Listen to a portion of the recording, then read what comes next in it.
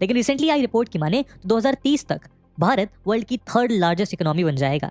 Experts मान रहे हैं कि इंडिया की इकोनॉमी लगातार अच्छे पेस के साथ ग्रो होती रहेगी और जल्द ही हम जापान और जर्मनी को पीछे छोड़ देंगे। इस मुकाम को हासिल करने के लिए इंडियन गवर्नमेंट इकोनॉमी में लगातार चेंजेस करके उसे बेहतर बनाने का प्रयास कर रही है। लेकिन आखिर ये पॉसिबल होगा कैसे? तो दोस्तों, एक कंट्री की इकोनॉमी को चलाने के लिए इनकम और एक्सपेंडिचर के बेसिक कॉन्सेप्ट को यूज किया जाता है। उदाहरण के लिए आप अपने घर के एग्जाम्पल से समझ सकते हैं कि आपके घर की कुछ फैमिली इनकम होगी और हर महीने अलग अलग चीजों में पैसे स्पेंड होते होंगे, जिसे एक्सपेंडिचर कहते हैं। अगर आपकी फैमिली इनकम एक्सपेंडिचर से ज्यादा है तो हर महीने आपके पैसे सेव होंगे, लेकिन अगर आपका एक्सपेंडिचर इनकम से ज्यादा है तो आपको खर्चे पूरे करने के लिए लोन भी लेना पड़ सकता है।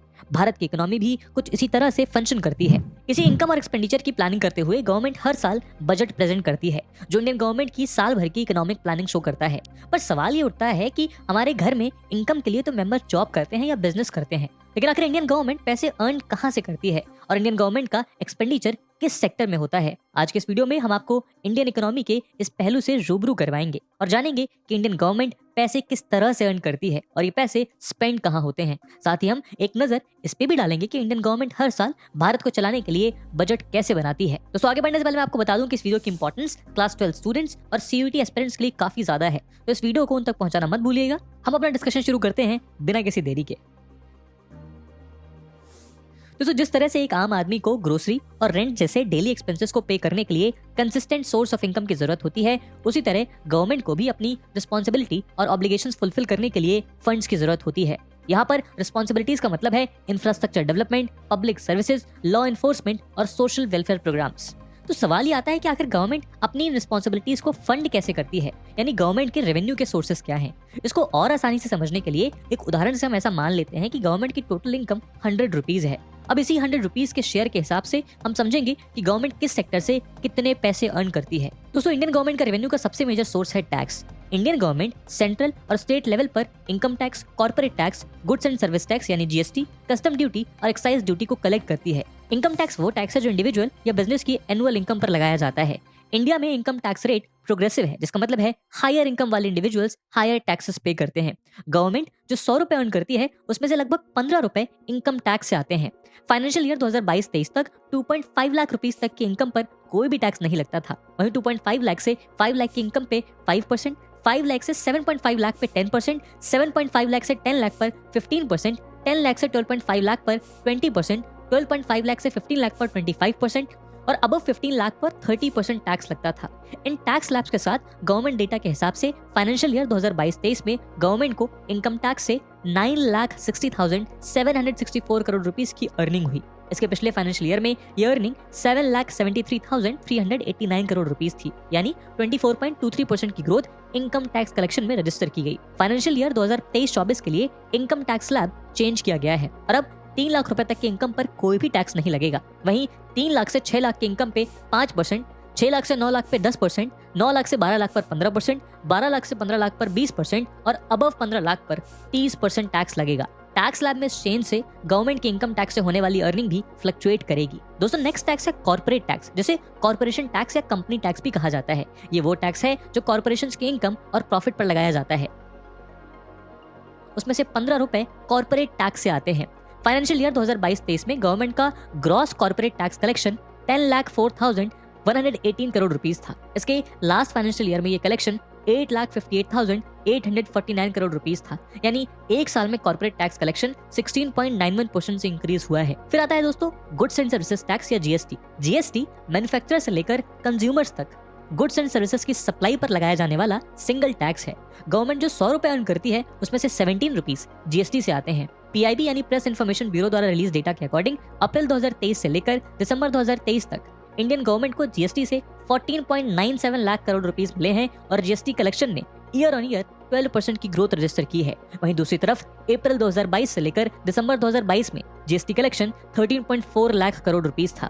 इसके बाद आती है दोस्तों कस्टम ड्यूटी और excise duty. Custom duty goods के इंपोर्ट और एक्सपोर्ट पर लगाए जाने वाला टैक्स है और एक्साइज ड्यूटी उन मैन्युफैक्चर्ड गुड्स पर लगाए जाते हैं जो सेल के बजाय इंटरनल कंजम्पशन के लिए यूज किए जाते हैं। गवर्नमेंट द्वारा अर्न किए जाने वाले 100 रुपए में से कस्टम ड्यूटी से 4 रुपए और एक्साइज ड्यूटी से 7 रुपए आते हैं। बात करें अगर एक फाइनेंशियल ईयर की अर्निंग की तो दोनों से मिलाकर गवर्नमेंट को लगभग 5 लाख करोड़ रुपए की अर्निंग होती है। गवर्नमेंट की अर्निंग का दूसरा इंपॉर्टेंट सोर्स है नॉन टैक्स रेवेन्यू। लेकिन अभी नॉन टैक्स रेवेन्यू क्या होता है? तो देखिए दोस्तों, भारत में ऐसे बहुत सारे बिजनेसेस हैं जो गवर्नमेंट ओन करती है। उदाहरण के लिए ONGC यानी oil and natural gas corporation, जो कि गवर्नमेंट की एक एंटिटी है। तो इस एंटिटी से आने वाला रेवेन्यू नॉन टैक्स रेवेन्यू कहलाता है। ONGC के अलावा भारत पेट्रोलियम कॉर्पोरेशन लिमिटेड और इंडियन ऑयल लिमिटेड जैसी सभी गवर्नमेंट कंपनीज से होने वाली अर्निंग नॉन टैक्स रेवेन्यू का ही हिस्सा होता है। इन कंपनीज के अलावा गवर्नमेंट लोन्स भी ऑफर करती है और उस पर मिलने वाला इंटरेस्ट भी नॉन टैक्स रेवेन्यू में आता है। साथ ही गवर्नमेंट द्वारा की गई इन्वेस्टमेंट से होने वाला बेनिफिट और पेनल्टीज और फाइन के द्वारा आने वाला पैसा भी नॉन टैक्स रेवेन्यू का ही पार्ट है। इंडियन गवर्नमेंट जो 100 रुपीज अर्न करती है, उसमें से 6 रुपए नॉन टैक्स रेवेन्यू से आते हैं। 2023-24 में 2022-23 के मुकाबले नॉन टैक्स रेवेन्यू 15.2% की ग्रोथ के साथ 3,01,650 करोड़ रुपीस पर पहुंचने का एस्टिमेट लगाया गया है। बाकी सभी सोर्सेस से गवर्नमेंट 100 रुपए में से बचे हुए 36 रुपए यानी 36 रुपीस कमाती है। पब्लिक सेक्टर अंडरटेकिंग में गवर्नमेंट शेयर ऑन करती है और पैसों की जरूरत होने पर कई बार गवर्नमेंट अपने शेयर्स सेल कर देती है। इस प्रोसेस को डिसइन्वेस्टमेंट कहते हैं। उदाहरण के लिए पिछले कुछ सालों में गवर्नमेंट ने Coal India limited, Hindustan aeronautics limited और भारत हैवी इलेक्ट्रिक्स लिमिटेड जैसी पब्लिक सेक्टर अंडरटेकिंग में अपनी हिस्सेदारी को घटाया है, यानी डिसइन्वेस्टमेंट की है। और इंडियन गवर्नमेंट इस डिसइन्वेस्टमेंट से भी बहुत सारा पैसा कमाती है। इंडिया में बहुत सारा फॉरेन इन्वेस्टमेंट भी फॉरेन डायरेक्ट इन्वेस्टमेंट और फॉरेन पोर्टफोलियो इन्वेस्टमेंट के रूप में आता है, जो इसे गवर्नमेंट के रेवेन्यू का एक इंपॉर्टेंट सोर्स बनाता है। फॉरेन डायरेक्ट इन्वेस्टमेंट का मतलब है किसी इंडियन कंपनी में फॉरेन एंटिटी का इन्वेस्टमेंट, वहीं फॉरेन पोर्टफोलियो इन्वेस्टमेंट का मतलब है इंडियन स्टॉक और बॉन्ड्स में किसी फॉरेन एंटिटी का इन्वेस्टमेंट। फॉरेन इन्वेस्टमेंट की हेल्प से गवर्नमेंट को कैपिटल मिलता है, इकोनॉमी की ग्रोथ होती है और जॉब अपॉर्चुनिटीज क्रिएट होती हैं। 2022-23 में इंडिया में टोटल $70.97 बिलियन की फॉरेन इन्वेस्टमेंट आई थी। अब इन सभी अर्निंग सोर्सेस के अगर एक्सपेंडिचर के लिए एडुकेट फंड्स अवेलेबल नहीं है, तो उस केस में एक्सपेंडिचर को कंप्लीट करने के लिए गवर्नमेंट को पैसे बोरो करने पड़ते हैं। इस बोरोइंग में इंटरनल और एक्सटर्नल दोनों तरह की बोरोइंग्स आती हैं। इंटरनल बोरोइंग या डेप्ट उसे कहते हैं जो गवर्नमेंट देश के अंदर से डेट लेती है, वहीं फॉरेन कंट्री से लिया जाने वाला डेट एक्सटर्नल बोरोइंग कहलाता है। भारत में इंटरनल डेट के लिए गवर्नमेंट बॉन्ड्स इशू करती है। इंडिविजुअल्स, फाइनेंशियल इंस्टीट्यूशंस और कॉर्पोरेशंस इन बॉन्ड्स को ट्रेजरी बिल, गवर्नमेंट सिक्योरिटी या ट्रेजरी बॉन्ड के फॉर्म में खरीद सकते हैं। इन बॉन्ड्स का एक मैच्योरिटी पीरियड होता है, जिसके बाद बॉन्ड खरीदने वाले को इंटरेस्ट का पैसा रिटर्न कर दिया जाता है। इसी तरह से फॉरेन कंट्रीज से भी बोरो किया जाता है। कई बार फॉरेन कंट्रीज इंडिया के किसी प्रोजेक्ट के लिए इंटरेस्ट पर पैसे देती हैं और कई बार वो अलग अलग तरीके से इन्वेस्टमेंट करती हैं। इंटरनल और एक्सटर्नल बोरोइंग से आने वाले पैसे का इस्तेमाल गवर्नमेंट द्वारा डिफरेंट डेवलपमेंटल प्रोजेक्ट्स में किया जाता है। इंडियन गवर्नमेंट ने साल 2022-23 में 14.21 लाख करोड़ रुपीस बोरोइंग से जुटाए थे और परसेंटेज के हिसाब से देखें तो 100 रुपए जो गवर्नमेंट अर्न करती है, उसमें से 34 रुपीस बोरोइंग से आते हैं। तो दोस्तों चलिए अब समझते हैं कि इन रेवेन्यू सोर्सेज से पैसा अर्न करने के बाद गवर्नमेंट पैसा स्पेंड कहाँ करती है। गवर्नमेंट के अर्निंग सोर्सेज में हमने देखा कि सबसे बड़ा रेवेन्यू सोर्स बोरोइंग्स थी, जहां से गवर्नमेंट को 34% रेवेन्यू आ रहा था। इन बोरोइंग्स के बदले गवर्नमेंट को इंटरेस्ट भी पे करना पड़ता है और इसीलिए बोरोइंग को कभी भी एक्सपेंडिचर कंप्लीट करने के लिए अच्छा रेवेन्यू सोर्स नहीं माना जाता। इतनी सारी बोरोइंग की वजह से गवर्नमेंट के एक्सपेंडिचर में सबसे बड़ा हिस्सा इन बोरोइंग्स के इंटरेस्ट को पे करने में जाता है। अगर हम ऐसा मान लें कि गवर्नमेंट एक साल में 100 रुपए खर्च करती है यानी स्पेंड कर रही है, तो उस 100 रुपीज में से 20 रुपए 20 रुपीज इंटरेस्ट पेमेंट में जाते हैं। इसके बाद एक्सपेंडिचर का दूसरा सबसे बड़ा हिस्सा जाता है रेवेन्यू से आने वाले पैसे को शेयर करने में। रेवेन्यू से जो भी पैसा अर्न किया जाता है वह सारा पैसा गवर्नमेंट अपने पास नहीं रख सकती, क्योंकि स्टेट्स को रन करने के लिए भी फंड्स की नीड होती है। हालांकि स्टेट्स के पास अपने खुद के रेवेन्यू सोर्सेज भी होते हैं, लेकिन फिर भी अपने एक्सपेंडिचर्स को कंप्लीट करने के लिए स्टेट्स को सेंट्रल गवर्नमेंट से फंड्स की भी रिक्वायरमेंट होती है। गवर्नमेंट के 100 रुपीज के टोटल एक्सपेंडिचर में से 18 रुपीज स्टेट्स के साथ शेयर कर दिए जाते हैं। फाइनेंशियल ईयर 2023-24 में स्टेट्स के साथ total 10.21 lakh crore rupees share किए जाएंगे। इस शेयर में उत्तर प्रदेश और बिहार जैसे हाईली पॉपुलेटेड स्टेट्स के पास 28% शेयर जाएगा।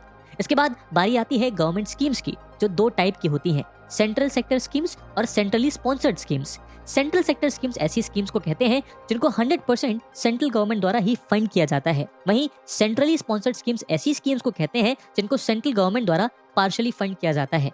सेंट्रल सेक्टर स्कीम में गवर्नमेंट के एक्सपेंडिचर का 17% जाता है और सेंट्रली स्पॉन्सर्ड स्कीम्स में गवर्नमेंट के एक्सपेंडिचर का 9% जाता है। यानी गवर्नमेंट जो 100 रुपीज एक साल में स्पेंड कर रही है, उसमें से 17 रुपीज सेंट्रल सेक्टर स्कीम में और 9 रुपीज सेंट्रली स्पॉन्सर्ड स्कीम में जाते हैं। इसका मतलब यह है कि टोटल 26 यानी गवर्नमेंट के टोटल एक्सपेंडिचर का लगभग 1/4 स्कीम्स में स्पेंड होता है। इसके बाद दोस्तों अगर किसी सिंगल सेक्टर में सबसे ज्यादा एक्सपेंडिचर की बात की जाए तो वो सेक्टर है डिफेंस। गवर्नमेंट के 100 रुपए के एक्सपेंडिचर में से 8 रुपीज डिफेंस सेक्टर में जाते हैं। इंडिया का 2023 का defence budget 5.94 lakh crore rupees था, यानी गवर्नमेंट के टोटल बजट एक्सपेंडिचर का 13.2%। इंडिया में बहुत सारे पेंशन होल्डर्स भी हैं जिनको हर मंथ पेंशन के रूप में पैसे ट्रांसफर किए जाते हैं।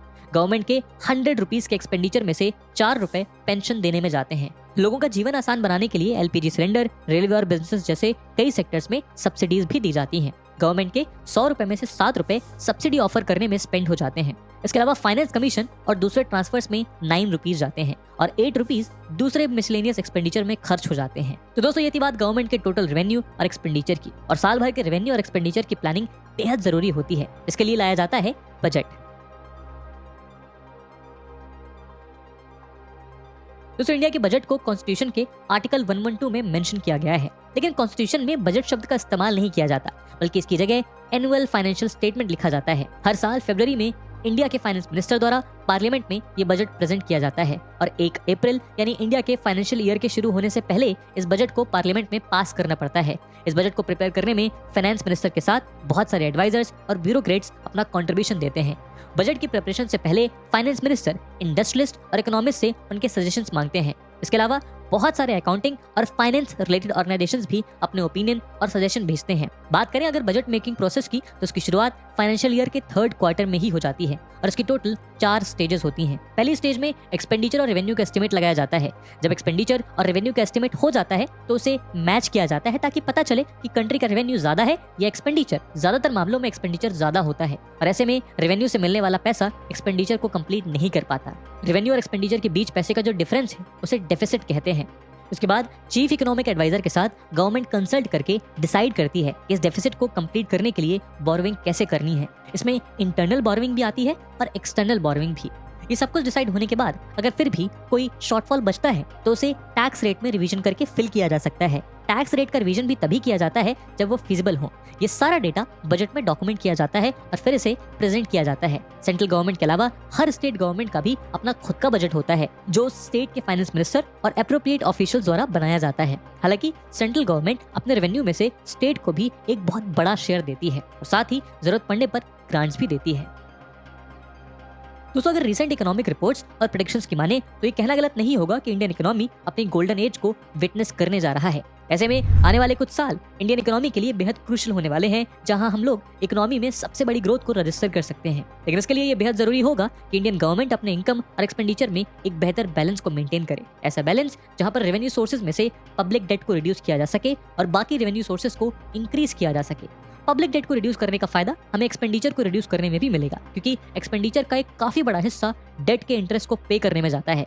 अगर इंडियन गवर्नमेंट इस बैलेंस को मेंटेन कर पाई तो इस बात में कोई दो राय नहीं है कि हम वर्ल्ड की 3rd लार्जेस्ट इकोनॉमी बनने का टारगेट 2030 से भी पहले कंप्लीट कर सकते हैं। और इसी उम्मीद के साथ आज की वीडियो को हम यही विराम देते हैं। आई होप आपको ये वीडियो पसंद आई होगी और जैसे मैंने बताया कि इस वीडियो की इंपॉर्टेंस क्लास 12 और सीयूटी एस्पिरेंट्स के लिए काफी ज्यादा है, तो ये वीडियो उन तक जरूर पहुंचाइएगा। हम मिलते हैं अगले वीडियो में।